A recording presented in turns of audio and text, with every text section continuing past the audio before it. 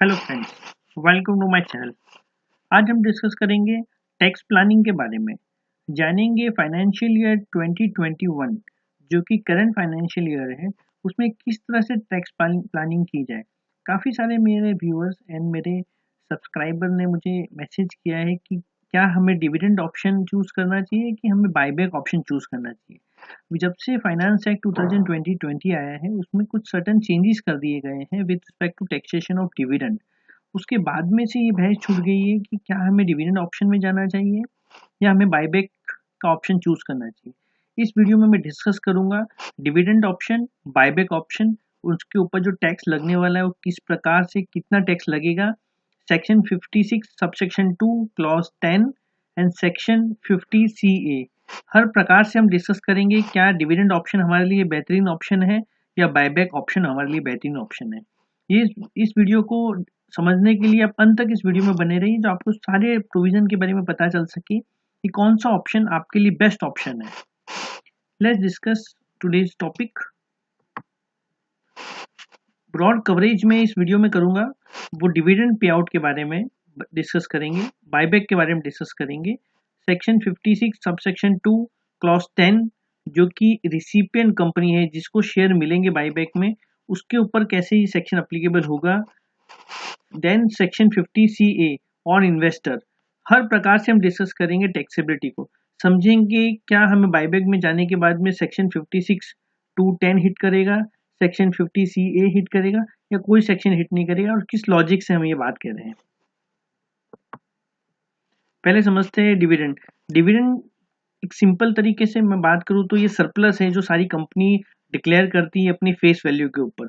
बहुत सारी कंपनी जो भी सरप्लस बचता है ड्यूरिंग द ईयर प्रॉफिट में से, उसमें से कुछ डिविडेंड डिक्लेयर करती है, जनरली डिविडेंड डिक्लेयर करती है, काफ़ी सारी कंपनी डिक्लेयर करती है। बायबैक सेकंड ऑप्शन है अपने इन्वेस्टर को रिवॉर्ड देने का।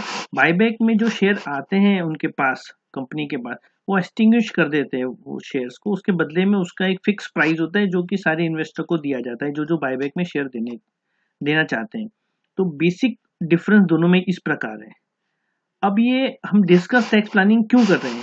फाइनेंस एक्ट जो फाइनेंशियल ईयर 1920 तक डिविडेंड ऑप्शन सबसे बेहतरीन ऑप्शन गिना जाता था, क्योंकि इसमें आपको टैक्स रेट बहुत कम लगती थी compare to buyback option. But finance act 2020 में फाइनेंस मिनिस्टर ने एक चेंज कर दिया है डिविडेंड ऑप्शन में, और अभी से डिविडेंड डिस्ट्रीब्यूशन टैक्स लगना बंद हो गया है। उसके बदले उन्होंने टैक्सेबिलिटी इन्वेस्टर के हाथ में दे दी है। उसकी वजह से सारा का सारा ये डिस्कशन पॉपअप हुआ है और हम ये डिस्कस कर रहे हैं वीडियो। अगर ये फाइनेंस एक्ट 2020 में नहीं आया होता है तो हम आज ये डिस्कस नहीं करते होते कि कौन सा ऑप्शन बेनिफिशियल है, डिविडेंड और बायबैक, और उसके कॉन्सिक्वेंसेस क्या है। अब हम समझते हैं एग्जिस्टिंग प्रोविजन जो डिविडेंड का क्या है, वो किस प्रकार है। डिविडेंड जो अभी तक लगता था फाइनेंशियल ईयर 1920 तक, वो इस प्रकार था। कंपनी को डीडीटी देना पड़ता था, डिविडेंड डिस्ट्रीब्यूशन टैक्स, जो कि 20.35% होता था। एक्चुअल रेट इज 15%, बट इसको ग्रॉसअप करना पड़ता था सेक्शन 115O में। तो आपका जो टैक्स रेट होता था वो मोटा मोटी 20.35% आ जाता था। प्लस इन्वेस्टर को भी देना पड़ता था टैक्स 10% सेक्शन 15BB/BA के अंदर। बट वो सिर्फ रिस्ट्रिक्ट करता था 10 लाख के ऊपर अगर पूरे साल में डिविडेंड रिसीव करते थे तो ही ये सेक्शन अप्लीकेबल होता था।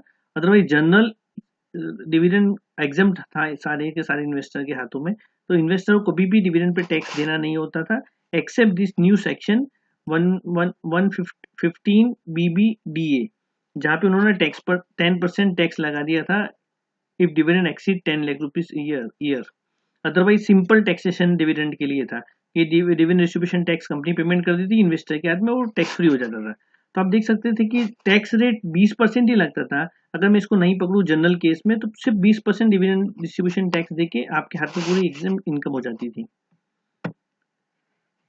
अभी जो न्यू प्रपोज किया है फाइनेंस मिनिस्टर ने, और जो कि अभी फाइनेंस एक्ट फाइनल हो गया है और प्रेसिडेंट का अप्रूवल होने के बाद में वो फाइनेंस एक्ट बन चुका है 2020, उसमें डिविडेंड डिस्ट्रीब्यूशन टैक्स को डिलीट कर दिया गया है। तो section 115O is not applicable hence fourth.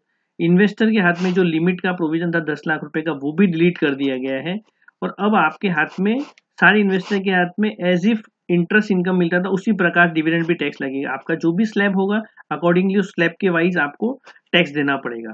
तो अब ना कंपनी डिविडेंड डिस्ट्रीब्यूशन टैक्स देगी, इन्वेस्टर को 10 लाख का जो लिमिट था वो भी डिलीट हो गया है, और इन्वेस्टर को डायरेक्टली उनके हाथ में एज पर स्लैब टैक्स लगेगा। सपोज कोई इन्वेस्टर 2 लाख रुपए साल का कमाता है, उसमें डिविडेंड है 1.5 लाख रुपए, तो क्या टैक्स लगेगा? नो, टैक्स नहीं लगेगा। 2.5 लाख रुपए तक आपको पता ही है, जैसे कोई इन्वेस्टर को टैक्स देना नहीं पड़ता था, इंडिविजुअल इन्वेस्टर है तो उस केस में डिविडेंड का जो न्यू टैक्सेशन है वो काफ़ी बेहतरीन है। बट कंपनी और प्रमोटर क्या इस ऑप्शन को चूज करेंगे? क्योंकि ज़्यादातर प्रमोटर जो डिविडेंड डिक्लेयर करते हैं वो 10 लाख रुपए के ऊपर ही उनके हाथ में टैक्स लगता था, डिविडेंड आता था उनके हाथ में। बट अभी इन्होंने कहा है कि पूरा का पूरा स्लैब वाइज चलेगा, अब 10% टैक्स नहीं लगेगा, आपके जो भी स्लैब में आप फिट बैठोगे उसके हिसाब से आपको टैक्स देना होगा। अब समझते हैं बाईबैक में।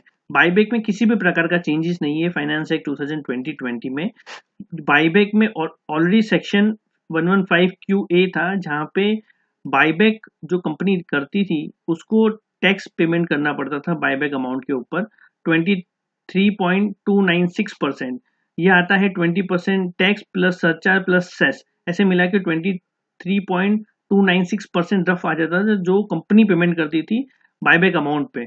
और जो अमाउंट डिस्ट्रीब्यूट करेगी बायबैक के बाद में वो इन्वेस्टर के हाथ में एग्जेम्प्ट है।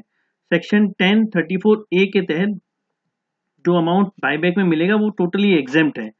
और वो जो टैक्स भी कैलकुलेट करना है वो सरप्लस अमाउंट में कैलकुलेट होगा। सरप्लस अमाउंट मीन्स मैंने जो भी अमाउंट डिस्ट्रीब्यूट करने वाला हूँ, फॉर एग्जाम्पल मैंने कंपनी ने डिसाइड किया 100 रुपीज़ पे मुझे बायबैक करना है, और जो शेयर की फेस वैल्यू थी और कंपनी ने अलॉट किया था शेयर, वो 10 रुपीज़ का अलॉट किया था एक शेयर, तो आपको सरप्लस 90 रुपीज़ ही पकड़ा जाएगा। इवन दो आप 100 रुपये डिस्ट्रीब्यूट कर रहे हैं, but for the purpose of this calculation 90 rupees जो कि आपका डिस्ट्रीब्यूटेड सरप्लस है उसी पे ही टैक्स आपको देना होगा, कंपनी को देना होगा 23.296%। ये देने के बाद में इन्वेस्टर के हाथ में जो टैक्स लगता है जो आएगा अमाउंट वो टैक्स फ्री हो जाएगा, उनको किसी भी प्रकार का टैक्स देना नहीं होता था। तो अब एग्जिस्टिंग और अगर बायबैक में कंपेयर करूँ तो एग्जिस्टिंग में 20% टैक्स लगता था कंपनी के हाथ में, यहाँ पे 23% लग रहे हैं। तो एग्जिस्टिंग जो प्रोविजन था उसके हिसाब से dividend option is more viable, but अब इन्होंने चेंज कर दिया है तो अब डिविडेंड की टैक्स रेट भी चेंज हो गई है, और बायबैक की तो tax rate as it is ही है, उसमें कोई भी चेंज नहीं हुआ। अब डिस्कस करते हैं हम बायबैक और डिविडेंड दोनों में कौन सा ऑप्शन आपके लिए बेहतरीन ऑप्शन है।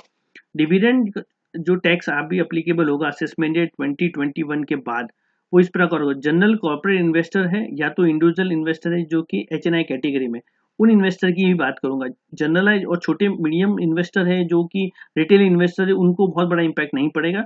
बट ज़्यादातर कंपनी के प्रमोटर ही डिक्लेयर करते हैं कितना डिविडेंड देना है, कितना परसेंट डिविडेंड देना है या बायबैक देना है।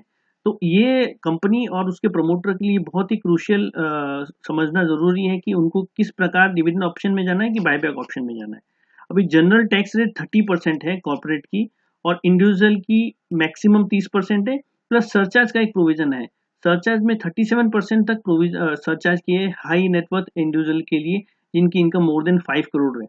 तो उसके हिसाब से टैक्स रेट 42% तक चला जाता है इंडिविजुअल के केस में, और कॉर्पोरेट के केस में 34.32% के आसपास जाता है।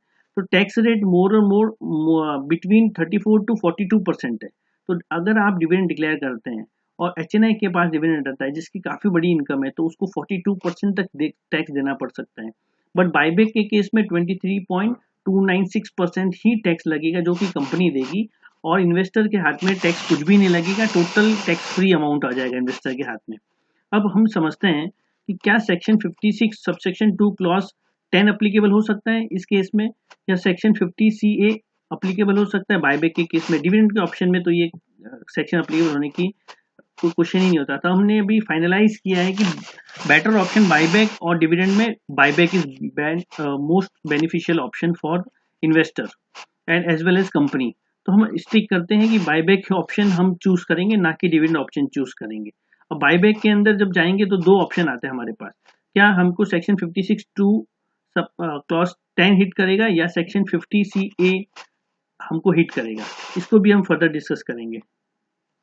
सेक्शन 56(2) क्लॉज 10 कहता है कि अगर आपने कोई प्रॉपर्टी एक्वायर की है, मैं एग्जैक्ट रीडिंग करता हूँ सेक्शन की, where any person receive in any previous year any property without consideration or for inadequate consideration, the difference amount between fair market value of such property in excess of ₹50,000 taxable in the hand of the recipient. तो जो company buyback कर रही है वो अगर fair value के नीचे buyback करती है तो जितना भी फेयर वैल्यू के नीचे बायबैक किया जाएगा वो उसकी कंपनी के हाथ में टैक्स लग जाएगा as a income from other sources. तो क्या सेक्शन 56(2)(10) अप्लीकेबल है इस केस में या नहीं है? प्रॉपर्टी के डेफिनेशन में शेयर्स एंड सिक्योरिटी भी इंक्लूड है। इसको हम फर्दर समझते हैं। अब हम समझते हैं बायबैक क्या प्रॉपर्टी जो बायबैक मिल रही है बायबैक में शेयर वो क्या कंपनी की प्रॉपर्टी है? इसके लिए हम कंपनी एक्ट 2013 में सेक्शन 68 क्लॉज 7 में जाते हैं, सबसेक्शन 7 में जाते हैं, विच स्टेट वो जो डेफिनेशन देता है बायबैक का, state that where company buyback its own share or other specified security it shall extinguish and physically destroy the shares। यहाँ पे कहता है जो शेयर आपको मिलेगा आपको डिस्ट्रॉय करना है शेयर। तो आपको प्रॉपर्टी रिसीव्ड ही नहीं हुई। सेक्शन 56 सबसेक्शन 2 क्लॉज 10 कहता है कि आपको रिसीव्ड होनी चाहिए प्रॉपर्टी, जैसे आप देख सकते हैं डेफिनेशन में लिखा हुआ है where any person in any previous year received any property. तो प्रॉपर्टी रिसीव्ड ही नहीं हुई यहाँ पे, क्योंकि आपके पास जो शेयर मिलेंगे आपको डिस्ट्रॉय करने, तो आपके पास प्रॉपर्टी रिसीव नहीं हुई। इस केस में आपको सेक्शन 56 सबसेक्शन 2 क्लॉज 10 अप्लीकेबल नहीं होगा मेरी अंडरस्टैंडिंग के हिसाब से। एक आईटीटी का जजमेंट भी है जो मैंने नीचे दिखाया हुआ है, कोट किया हुआ है। ये section 56 subsection 2 clause 7A related था, बट मोर ये सेक्शन 56(10) में भी अप्लीकेबल हो जाएगा। ये केस है Vora financial service private limited का, मैंने साइटेशन भी दिया हुआ है।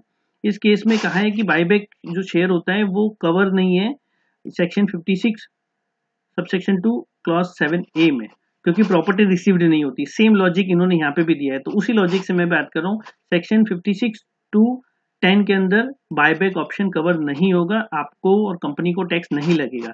अब हम डिस्कस करते हैं सेक्शन 50(C)(A), इन्वेस्टर के हाथ में। क्या इन्वेस्टर के हाथ में टैक्स लग सकता है फेयर मार्केट वैल्यू को लेके? क्योंकि सेक्शन 50(C)(A) सेक्शन वो इस प्रकार है, वो कहता है provided in case of transfer of unquoted share, fair market value of shares, such share should be considered to be full value of consideration for the purpose of section 68। section 6 for the purpose of section 48 के लिए कहता है fair market value जो होगी rule 11 UA में वही पकड़ी जाएगी। तो क्या सेक्शन 50(C)(A) में हमको टैक्स लगेगा एज ए इन्वेस्टर को? बट यहाँ पे भी एक ऑप्शन बहुत अच्छा हमारे पास सेक्शन है, सेक्शन 15115 QA, जो ये कहता है कि टैक्स देना होगा बायबैक के ऊपर, जो भी टैक्स देना होगा कंपनी देगी। कंपनी टैक्स डिडक्ट करने के बाद भरने के बाद में जो भी अमाउंट डिस्ट्रीब्यूट करेगी वो अमाउंट इन्वेस्टर के हाथ में टैक्स फ्री होगा सेक्शन 1034A के अंदर। तो आपको जब जो अमाउंट मिल रहा है वो टैक्स फ्री अमाउंट है, तो फेयर मार्केट वैल्यू को कैलकुलेट करने का इसमें ज़रूरत ही नहीं होता। इन दिस केस आपको फेयर मार्केट वैल्यू आपको कैलकुलेट ही नहीं करना है, क्योंकि कंपनी खुद अपने हाथ से अपनी जेब से पैसा भरेगी, जो भी टैक्स देना होगा अपनी जेब से टैक्स भरेगी और आपको बायबैक में शेयर दे देगी।